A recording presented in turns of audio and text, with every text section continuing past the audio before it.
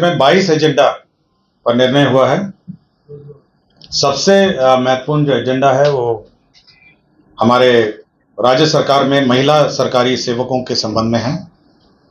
राज्य सरकार में जो महिला सरकारी सेवक जिनकी नियुक्ति हुई है, सरकार ने यह निर्णय लिया है कि पदस्थापन स्थल के निकट आवासन सुविधा उपलब्ध कराई जाएगी।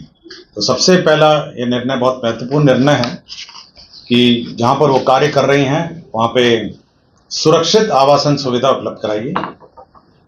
इसके लिए पूरे राज्य में एक्सप्रेशन ऑफ इंटरेस्ट फ्लोट किया जाएगा और इच्छुक मकान मालिकों का एक्सप्रेशन ऑफ इंटरेस्ट लिया जाएगा। साथ ही साथ जो अनुमंडल पदाधिकारी हैं उनके द्वारा जो किराया निर्धारण की व्यवस्था है उसके अंतर्गत सरकारी किराया निर्धारण की व्यवस्था है उसके अंतर्गत होगा।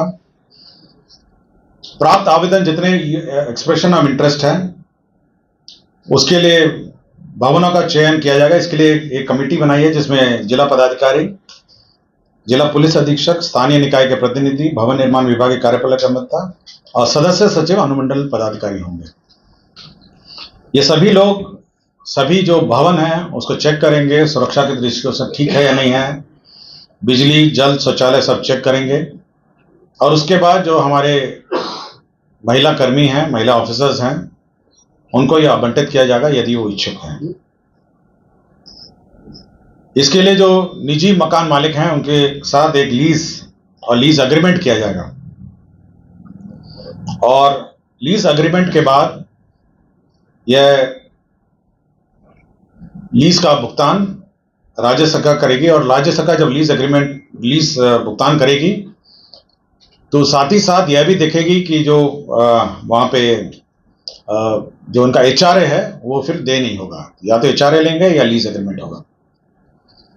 यह व्यवस्था सर्वप्रथम जो राज्य प्रमंडल और जिला मुख्यालय है वहां से शुरू की जाएगी और जिन महिलाओं को जो अन्य क्षेत्र में रहते हैं, ब्लॉक में रहते हैं या अन्य गांव ग्रामीण क्षेत्र में रहते हैं, यदि उनको आवास चाहिए होगा वो अपने कार्यालय प्रधान के माध्यम से अनुमंडल पदाधिकारी को आवेदन देंगी और अनुमंडल पदाधिकारी उस क्रम में वह ये प्रक्रिया आरंभ करेंगे। तो ये पूरे राज्य में जितने भी महिला कर्मी हैं, जिला मुख्यालय में हैं, प्रमंडल और राज्य मुख्यालय में हैं और साथ ही साथ जो हमारे क्षेत्र कर्मी हैं उन सभी के लिए लीज्ड अकोमोडेशन उपलब्ध कराएगा ताकि हमारी जो महिला ऑफिसर्स हैं और कर्मी हैं वह सुरक्षित रूप से क्षेत्रीय कार्यालयों में अपना कार्य कर सकें। आप जरूर पूछिएगा कि ये टीचर्स के लिए भी लागू है क्योंकि वो सरकारी कर्मी हैं और सबसे ज्यादा महिला कर्मी शिक्षा विभाग में है। यह व्यवस्था उन पर भी लागू है। मैं पहले ही बता दिया कि ये शिक्षा विभाग पर भी लागू है सर्कुलर।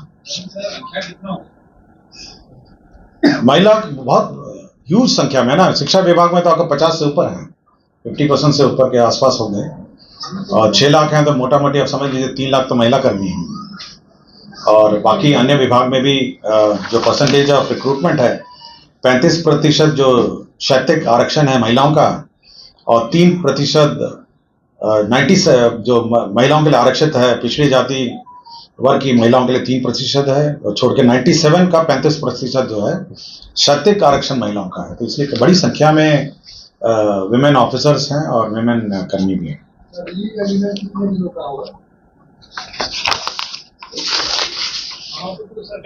ये तो सरकारी है, ये डिपेंड करता है ना कितना टेन्योर है, क्या है। ये ऑफिसर्स को आवास उपलब्ध कराया जाएगा।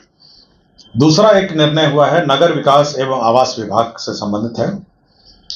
बिहार नगर पालिका क्षेत्र विज्ञापन नियमावली 2023 में प्रस्तावित संशोधन के साथ बिहार नगर पालिका क्षेत्र विज्ञापन संशोधन नियमावली 2025 पर स्वीकृति के संबंध में।